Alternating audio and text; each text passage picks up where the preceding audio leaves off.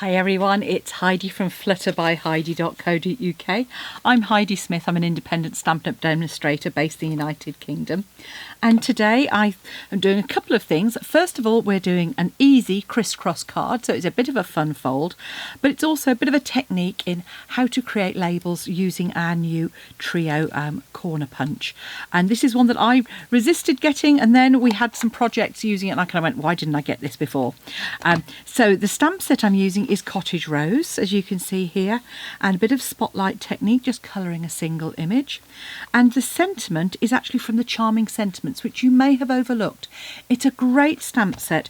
It does come with dies to cut them out as well. And you can see here what I've done is, first of all, I adhered my stamps to the inside of the case. Then I just inked up all of the stamps and put a piece of paper over the top so that I could see what all the stamps were and read what they said quite easily and locate them. Just a bit of a tip, something I found worked, but I thought wishing you everything wonderful was a great one for birthdays or for other celebrations as well. This one's using Flirty Flamingo, and I've used a bit of mint macaron and old olive, a colourway I've used recently on a couple of cards. So I don't know whether this one's going to come out first or they will, but you'll see this colour combination. But I thought rather than Flirty Flamingo, I'd go a bit more muted with a bit of mint macaron. So it's a really easy one to do.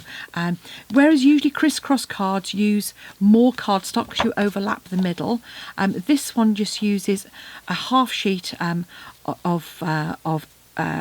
basic white and less than a quarter sheet of the contrast colour as well.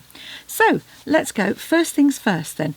First thing you're going to do is create a card base. So this is 14.5 by 21 that I've actually cut. I've scored 10.5 centimetres to give our card base. Once you've done that, line up centre score mark and the tip.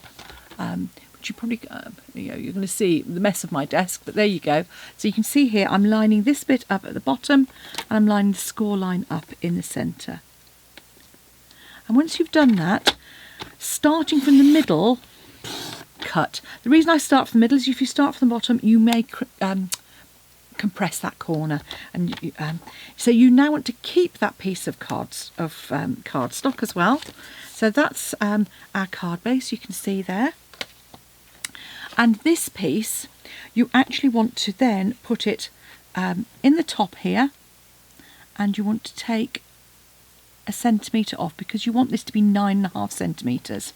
So just line it up 9.5 and cut that edge. And then we're going to cut from a centimetre off here as well. So I'm going to line this up at 13.5 by flipping it, 13.5. And it's probably actually about just a little bit. It's like a quarter of a centimetre, but that's what you want, because that is then going to layer onto our other piece, which I will show you in a moment. So we take our mint macaron, and this again is 10.5 by 14.5, so your standard card base, and you just want to cut that in the opposite way diagonally. So as I've got it there, and cut. So now you've got, say you've got your panel for the front, which matches onto the front here, and then you've got this other smaller piece which will then layer onto the front there as well. Now if you've got any edges which are slightly rough, or they're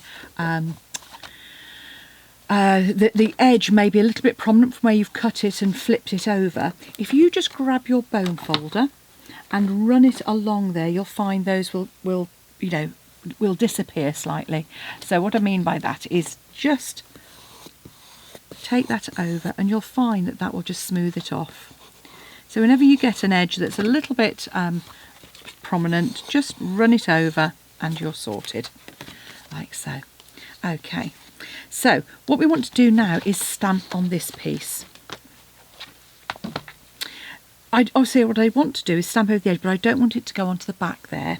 So all I'm going to do is grab some post-it notes, or you could use masking tape if you've got it. I use obviously you've seen me use post-it note tape. I tend to come just the other side of the score line. Just there, like so. And then all I'm going to do is grab my lovely cottage rose image. I'm just going to stamp that just like so. And come in again, largish stamp pad, so I'm coming I'm coming on ink pad to stamp, and I'm not going to worry about this bottom corner because that's going to be covered up, so I can put that to one side. But what I want to do now is stamp my front panel. So this, I'm going to have it in that orientation, again ink pad to stamp. And I'm going to do my main image first. So I'm going to stamp that image there, right in the centre. Then I can come in just with some leaves on the edge. And again in the bottom corner, just with some leaves. Like so. While I've got my ink pad, I'm going to do my sentiment. So again, I'm using Memento. It's a photopolymer stamp set, so if you've got I've got a thick pad of paper. If you haven't got that, then you might want to use your Stampin' Pierce mat just to get a really nice black image with your sentiment. What it does is it replaces the cushioning that you would get on a cling mounted stamp. Go. And now we can pop our ink pad away. No, we can't because we've still got some to do. Aha, right. So what I'm going to do now, remove those so you can see we've got a nice sharp image at the back here, and I want to just add a bit of detail to the centre there. So I'm going to use my leaf stamp. Grab a scrap of paper because you don't want to make your piercing mat all inky, instead of which I've got ink all over lower down. I might have to put a layer in there later. Okay, so I'm just going to come in from the centre and angle it slightly, just to echo the V that's going to come in there. And what I might do is actually come down the side just to try and cover up my inky splot.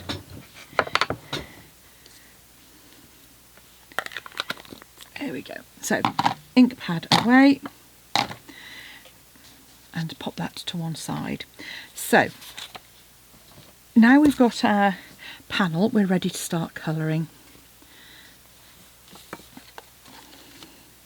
So I'm just going to grab some dark Flirty Flamingo because I found that worked best with the light So Saffron. So I'm just going to add a little colour in here. But so you can see I'm not even adding a lot, just little bits of colour into the corners.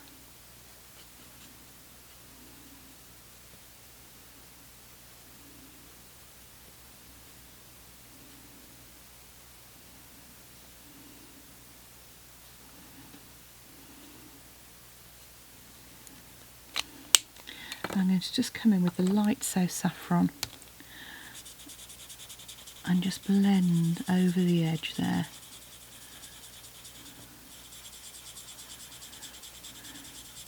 So really concentrating on going over where that pink is.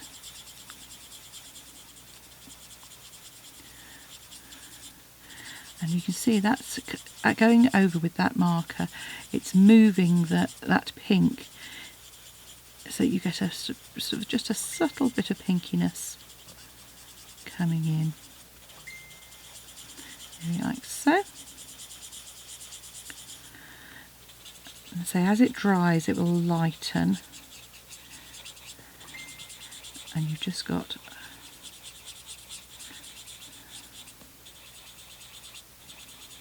like so. Here we go.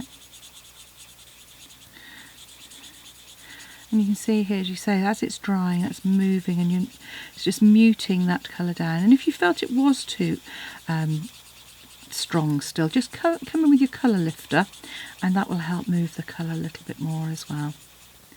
I'm just making sure I'm putting plenty of alcohol into that.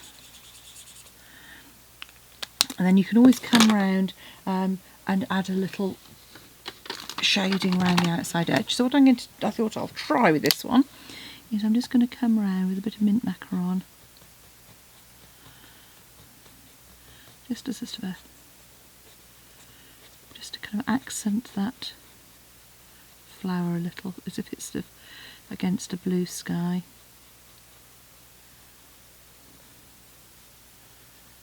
And it just echoes the colour that's in there. So that's has to bloom, just the blooming colour itself. That can now be added onto our panel. So grab your adhesive. Before I add it, I'm just going to make sure that that does layer on there correctly. Yes, it does.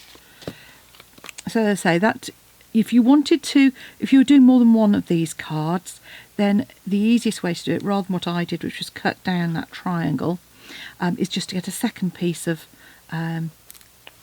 basic white that's 13.5 by 9.5, and then just cut that in half diagonally. And obviously you've got enough to make your 2 cards.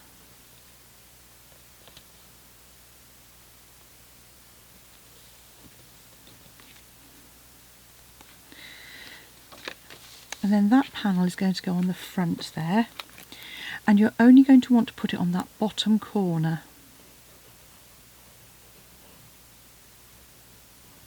Okay, because if you think about it, yeah, actually I can come further up than that. There we go. Come from this corner across. What you don't want to do is have any poking out here, so it is only that centre triangle. And you're going to line that up, and the best way I find to make it work is close your card up and line it up against that outer edge. You can see there the card's starting to come to life now. Now what we need to do is to do our sentiment. So as I said, this piece is 7.5 by 3.5, so this one is 8 by 4 centimetres. And then to do our banner, so what we want is, I want the sort of rounded edge in the middle there. So I'm going to have that rounded piece visible. I'm going to tuck my punch in and press. Turn it, flip it, like so. Press again. Back to the front, make sure the rounded edge, put it in, make sure it's nice and square, press, take it out and flip to get that final corner. And then you've got that fun piece there. And then do the same with your contrast colour. So pop it in, then turn it over, so you're flipping it. And if you just keep your punch always in the same orientation and just change the card around, you will find that will work. So take it out, flipping like so, and there you'll have a fun label layer ready to go. So we can just add that on.